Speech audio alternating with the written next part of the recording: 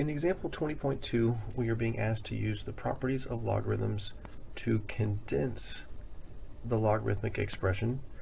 Write the expression as a single logarithm whose coefficient is 1.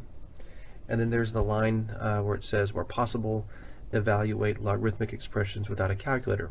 In the top right corner, I have the laws of logarithms available to us so we can remember what they are. Taking a look at part A, given log 250 plus log of 4, we have two log statements there connected with the addition operation, and I can condense them together using the first property, the product rule, by making a single log and then using the two arguments to multiply together, which I could then simplify in the argument. 250 times 4 would be 1,000. And log 1,000 is equivalent to 3. So that would be the where possible evaluate, and we did. So that's what that answer is. It's going to be 3. For part B, we have log of 3x plus 7 minus log of x. Again, two logs, this time subtraction between them. So this is going to be a use of the quotient rule. So I get to write down a single log. This time I have 3x plus 7 for the numerator and x for the denominator. Recall that the order is really important here for the numerator and denominator. The first log always is the numerator. The second log argument always becomes the denominator. If it's possible to simplify the argument, like we did on part A, you would do so. But in this case, there is no way to simplify that further, so we would just leave it as it is. Part C, we have a similar question that we had here in part A. We have log x, 7 log y, with an addition in between. Now there is an implication with the product and the quotient rule, and it's a detail that sometimes gets overlooked whenever you first see these properties. And it is, on the product rule, there is a lead coefficient of 1, or really just a coefficient of 1, I should say, on each one of these logarithms. Same thing is true for the quotient rule. Each one of those logs has a coefficient of 1, and that is a detail that's important if we are going to actually use the product or quotient rule to condense. So notice that on this statement, the first log does have a coefficient of 1, but the second log has a coefficient of 7. So we're going to start with the power rule this time, bring the 7 up, so that I have the statement log x plus log of y to the 7th power. Now I can pay attention to the addition in between the two logs, and I can combine these together, and I would get a single log with an argument of x times y to the 7. And that'll get us our final condensed form for part C. On part D, continuation of this, we have a coefficient of 2 on the ln x, coefficient of 1/2 on the ln of y, and then there's also this subtraction in between the two logarithm statements.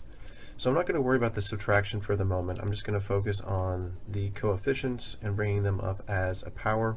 I'm going to leave the subtraction there and deal with that on my next step.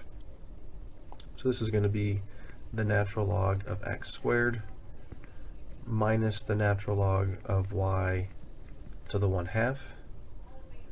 Now I use the subtraction operation to create a division with x squared divided by the square root of, y to the 1/2.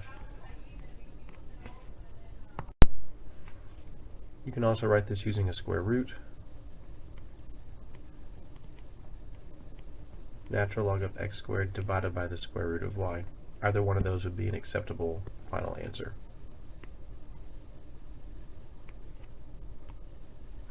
Now let's take a look at two more, part E and part F. So for each of these, we have three log expressions in the overall overall expression.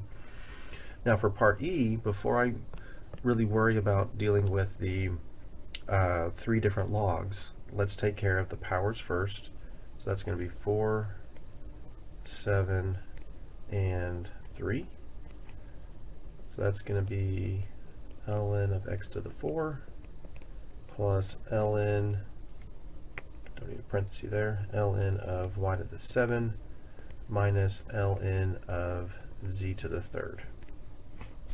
So when I have several different logarithms here, all separated by addition or subtraction, you don't always have to start with the addition. What you are supposed to do is start with whatever's on the left and work your way to the right.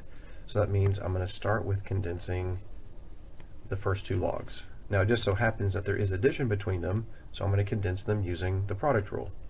So these will become one log. It'll be the natural log of x to the 4, y to the 7. And then I'll copy down the natural log of z to the 3rd. And now I have two logs separated with subtraction. So I'll take the first log, I'll use its argument as the numerator, and then my second log, use its argument as the denominator, and now I have the entire original expression condensed down into just one log with a lead coefficient of 1. And last part, part F,